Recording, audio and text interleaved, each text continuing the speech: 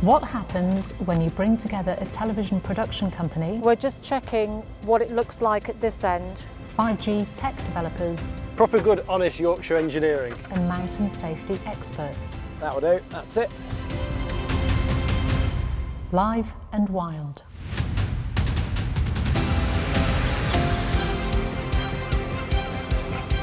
Can we live stream from multiple cameras from anywhere?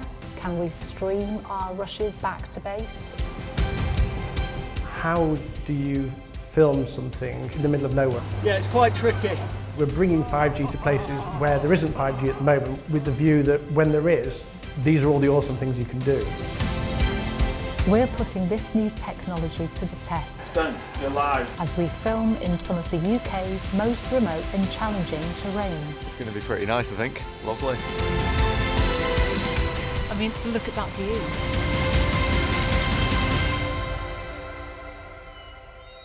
So this time on Live and Wild, we're testing what 5G can do for us as documentary filmmakers at the HELVELYN Triathlon.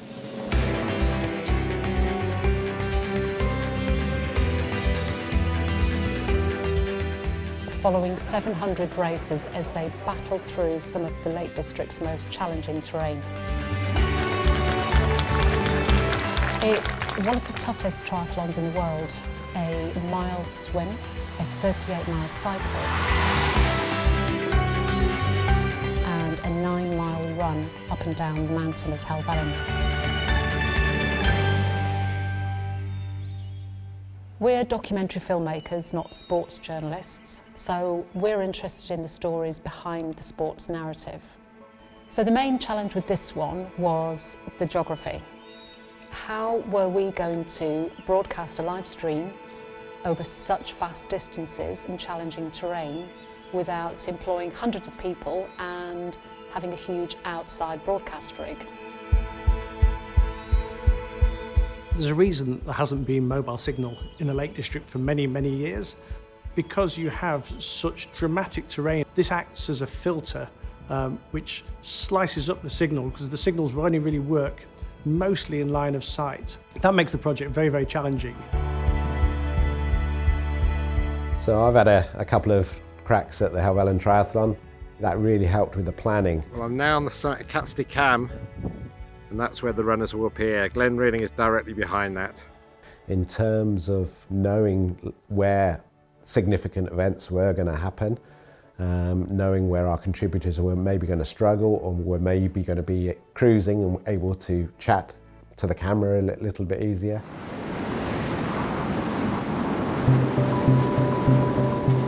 The first thing we needed to do was head up to the Lake District and recce the triathlon route for ourselves. To meet you here. We needed to figure out where the base station could park and where to place our cameras. When they finish the swim, into the transition area, Yes. collect the bike, and they will then go through this bottom of the two gates. We recce'd each stage of the triathlon with AQL and with the event organiser Rob. So then if we parked our cars in there, our cameramen could maybe like walk down. Yeah, I mean, or if you wanted to take a vehicle down there. Yeah. Let's go have a look at Helvellyn.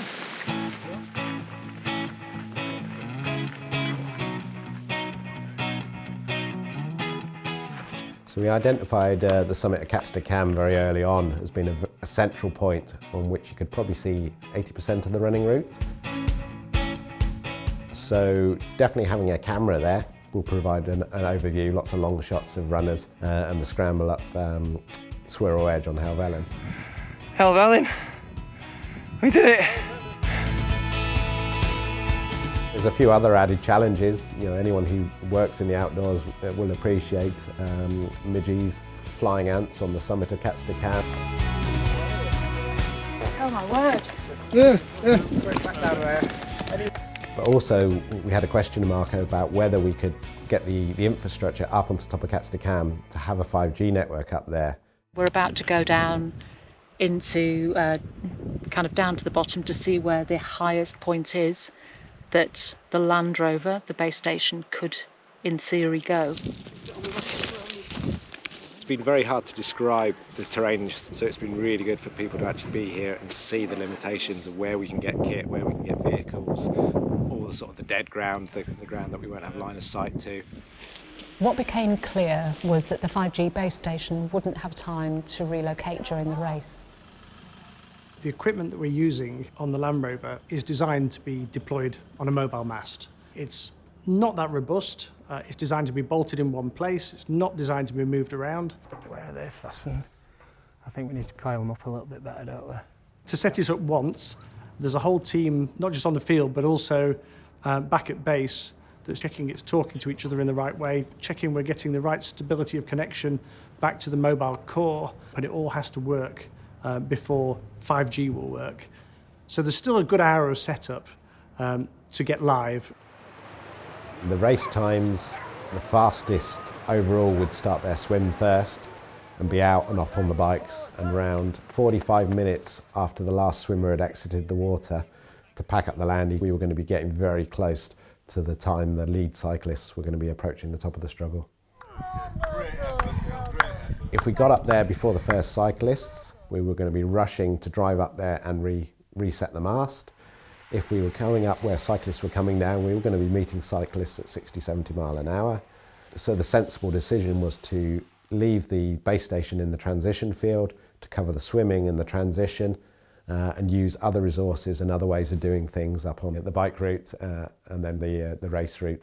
As filmmakers, we want to be able to tell the whole story, so being tied to one location for the live stream wasn't an option for us. 3, 2, 1, and Triathlon is on. Game on, have fun.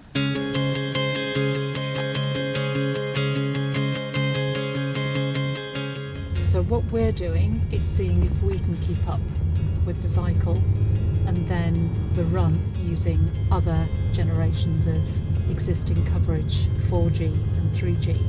Zach has a mini live view unit on his back, and what we're doing is gathering data to find out how much coverage there is. Oh, your little mount is looking good there. Thank you. Gaffer tape and hairbands, blue tack, you name it. All the high-end stuff. Exactly. We're pros. On the run, we had times where the live view lost its signal. No connection to live view server. Let's just pop onto the top of the ridge. Let's see if I can re-establish a connection. So we had to reboot on the hill, just check that it was a lack of coverage rather than a technical issue with the kit. Yeah, sorry you've been in a black spot. We're moving up Swirl Edge again. Are all the cameras online and we good to go? But it seemed to be a very useful first step to pull out that data. By following Zach, we created a signal map, and we used this to identify sections of the route where it looked like there would be enough 4G coverage for us to live stream the cycle and run stages.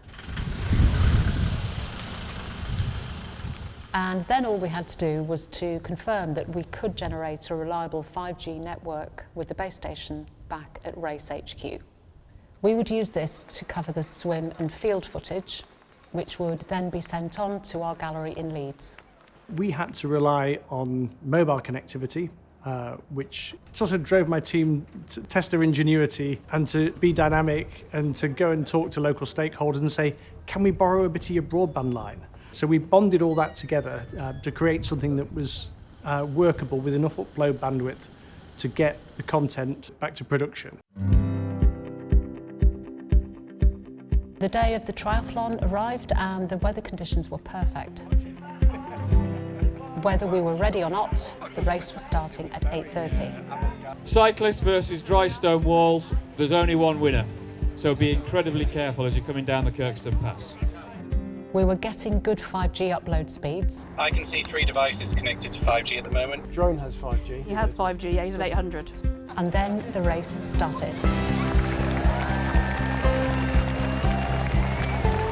We successfully managed to live stream the start, the swim, and the first transition, all using 5G. We were one stage down, but nowhere near finished. Leg 2, so exit the water, strip off your wetsuit, helmet on, bike shoes on, jump on your bike and away you go. As soon as our cameras left the Race HQ field, they moved off the 5G network. We have successfully used 5G. All of these other cameras that are out are all using what's already in the ether. That's exciting. We followed the action using GoPros and streaming phones rigged to bikes. The phones held their signal really well, but our GoPro rig needed constant attention. Now, there is now. Is GoPro working now on Joel's? Hello. Sorry, Tim, did you copy that about getting your V-lock? And no, there's no GoPro. Can we just get some generic transition area wires we can cut to because we're having some issues with the cycle cams? Yeah, can you try and do that again? Right, that shouldn't move. Okay, amazing. Right, see you later. Because of these technical issues, we had to cut away from the bikes a number of times. We currently have no bike cams. But we knew that we could rely on the cameras that we'd stationed at the key editorial part of this stage, the struggle. Oh, thanks so much. Tim should be up in a minute at Kirkstone Pass, and you should have some cyclists at some point. And even as the competitors struggled up this eye-wateringly steep hill, our team had to race to keep up with them. How are we doing? All right. You?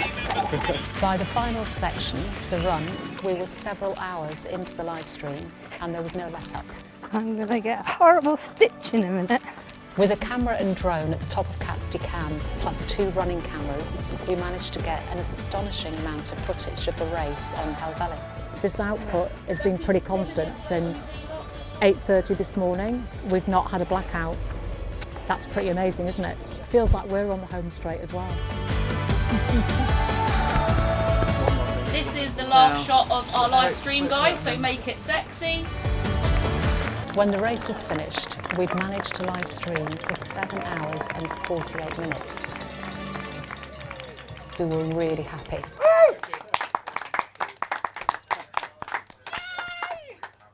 From a filmmaking perspective, for us this event was a huge success. That was bloody incredible. Everyone absolutely nailed it. The decision to rely on existing 4G coverage for the last 2 stages of the race really paid off. We managed to live stream the triathlon from end to end for nearly 8 hours. And the base station back at Race HQ maintained solid 5G speeds throughout. The pre-planning to create the bonded connectivity really paid dividends. So by using multimodal connectivity, we had pretty reliable connection from the site back over the internet, back to production facilities. And footage that came from that was like living theatre. For the second event, it was really nice to have that success. The biggest things we can take away is that we got the prep right. You know, we put the hours in on the prep and asked the right questions and asked the right people and got the right people there to do the job. We did experience a lot of issues with the small rigged cameras, and looking forward to future events, we definitely need to figure out more robust methods of rigging these cameras. But overall, it was a great day. Being able to see it as it's sort of taking place and be able to sort of, as the event's going on, be able to just look on there and see, gosh, yeah, there they are going up the struggle. It's just tremendous.